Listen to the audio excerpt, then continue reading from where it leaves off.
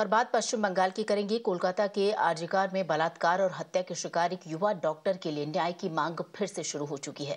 पश्चिम बंगाल की राजधानी में आज एक बड़ा विरोध प्रदर्शन किया गया। इस प्रदर्शन में डॉक्टर्स और जो आम लोग थे, दोनों ने हिस्सा लिया। एमत अवस्थाय बाध्य হয়েই আমরা আজ থেকে পূর্ণ কর্মবিরতি অর্থাৎ ফুল সিজওয়ার্কে ফিরছি। সরকারের পক্ষ থেকে সুরক্ষা, রোগী পরিষেবা ও ভয়ে রাজনীতির প্রশ্নে নিম্নলিখিত বিষয়গুলিতে সুস্পষ্ট পদক্ষেপ না পাওয়া অবধি আমরা পূর্ণ কর্মবিরতি চালিয়ে যেতে বাধ্য হব। সুপ্রিম কোর্টেও আজ প্রতিষ্ঠিত হয়েছে যে আরজিকরের ঘটনা কোনো বিচ্ছিন্ন ঘটনা নয়। আরজিকরের মতো একটি ঘটনা ঘটেছে, তার কারণ সেখানে একটি অগণতান্ত্রিক ভয়ের রাজনীতির পরিবেশ তৈরি হয়েছিল।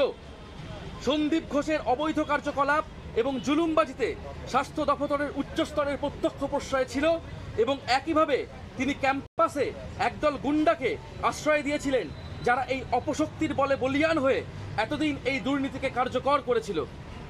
আমরা স্পষ্টভাবে আমাদের বৈঠকে মুখ্যমন্ত্রী এবং মুখ্য সচিবকে সরাসরি জানিয়েছি এবং ইমেলেও বলেছি, এই ভয়ের পরিবেশে আমরা সুরক্ষিত বোধ করছি না এবং হাসপাতাল বা মেডিকেল কলেজগুলোর সিদ্ধান্ত গ্রহণকারী যে কমিটিগুলি, তাতে জুনিয়র চিকিৎসকদের সঠিক প্রতিনিধিত্ব সুনিশ্চিত না করলে এই স্বঘোষিত নেতা নেত্রীদের জুলুমবাজি চলতেই থাকবে।